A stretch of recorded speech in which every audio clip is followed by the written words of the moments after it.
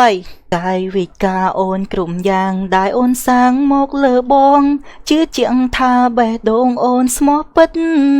ចុំ idol ច្រៀងលយមែននេះច្រៀងឲ្យ fan ស្ដាប់លយម៉េចហើយថ្ងៃនេះដែរខ្ញុំមកច្រៀងឲ្យ fan ខ្ញុំស្ដាប់ដែរអស់ច្រឡំខ្ញុំមកចេះច្រៀងឯងខ្ញុំចេះតែ rap តោះឥឡូវនេះអ្នកគ្នាទៅស្ដាប់ខ្ញុំ rap ទាំងអស់គ្នាមើល Yeah bro ពេលនេះចេញកាយគោះយើងមកបសល់ដានដកលើទៅទិញខ្មោចដើរតាមរោគលុយបើមកលៀនមុននឹងចូលអាយុ30បើគេចង់លេងយើងអាចចូលមកលេងបានកើតក្នុងតកូលអ្នកក្លាហានពីសម្ដីខ្ញុំមុតដូចផ្លែឡាមចាំស្ដាប់ទីប្រយ័ត្នខកខានពីវាមកជិះម៉ូតូទៅវិញអញឲ្យជីចាន rap មិនការចង់ធ្វើ rapper ដើរ rap តាមទ្រឹងទៅសក់ ចុំណាគេ rap មិញសលេងដូចម្ចាស់ដើមហ្នឹងអ្នកគ្នាដូចកុងស៊ីមែនម៉ែសលេងដូចប្រោយដូចអីដូចឈួត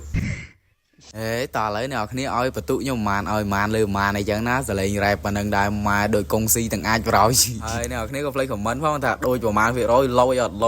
បើលយ comment ថាលយបើអត់លយ comment ថាអត់លយហាមជេរចង់និយាយថាអត់ចេះច្រៀងអីចេះ rap ហ្នឹងហើយវីដេអូក៏មានតែប៉ុណ្្នឹងបាយ